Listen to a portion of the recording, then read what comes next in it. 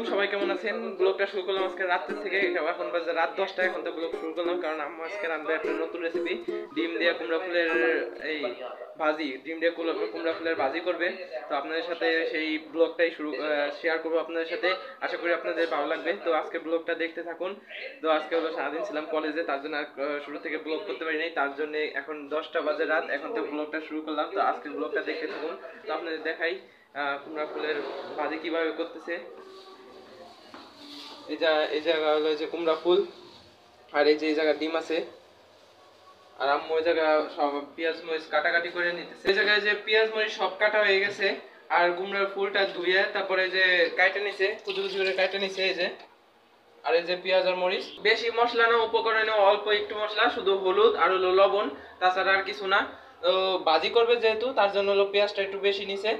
পেঁয়াজ বেশি দিলে ভাজিটা মজা লাগবে। ফুলটা এই জায়গা ধুয়ে ঝুরি করে কাটে নিছে।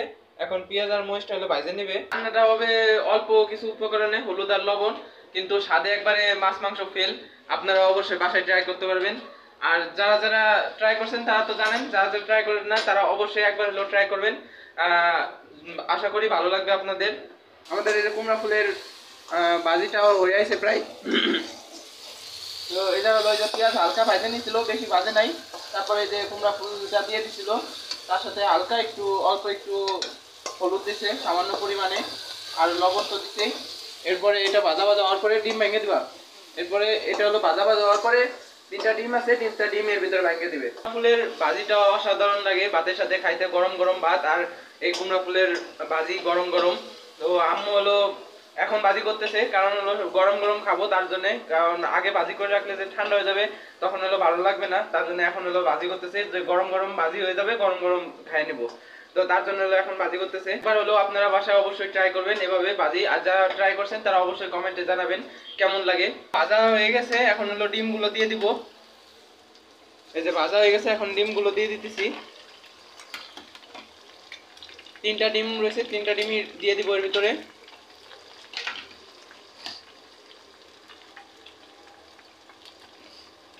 দিয়ে দিলাম এখন 3টা ডিম।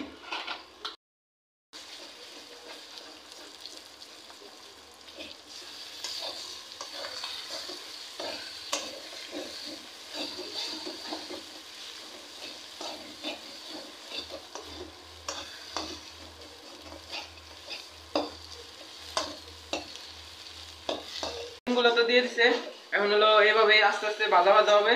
আমাদের ভাজিটা হয়ে গেছে। তো ডিমটা দিয়ে দিছিল, এখন ওই যে আস্তে আস্তে বলছিলাম যে আস্তে আস্তে ভাজিটা হয়ে যাবে। তো এখন এই যে ভাজিটা হয়ে গেছে, দেখেন আপনারা।